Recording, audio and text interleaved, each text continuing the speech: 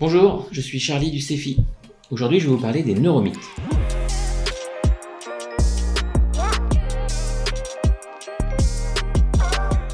Les neurosciences nous apportent énormément de choses sur l'apprentissage. Avant de commencer à parler de ces apports, il est important de parler de ce que l'on appelle les neuromythes. Les neuromythes, ce sont toutes ces légendes et toutes ces croyances que l'on a sur l'apprentissage.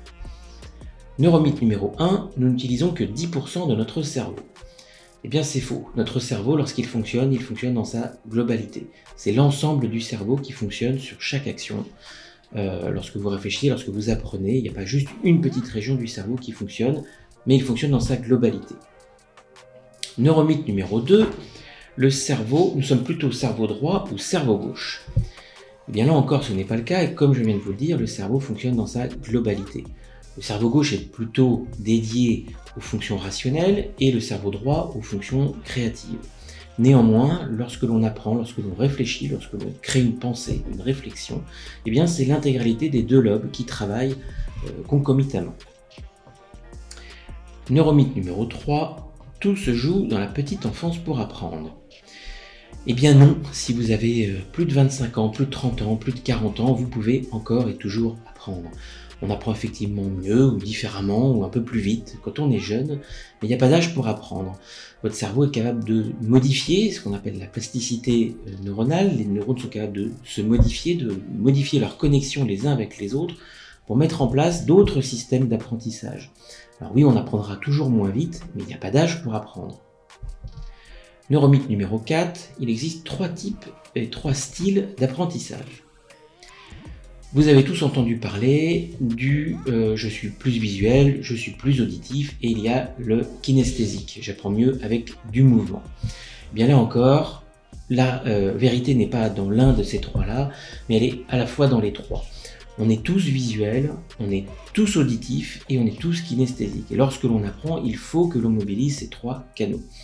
Le cerveau a tout de même une petite prédilection sur le visuel. Pas chez certaines personnes, chez tout le monde. Notre cerveau aime les images.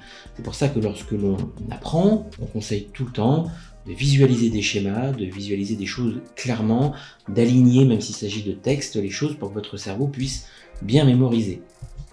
Et on va y mélanger l'auditif en récitant, en écoutant, et le kinesthésique en écrivant, en réécrivant tout ce que vous avez pu apprendre.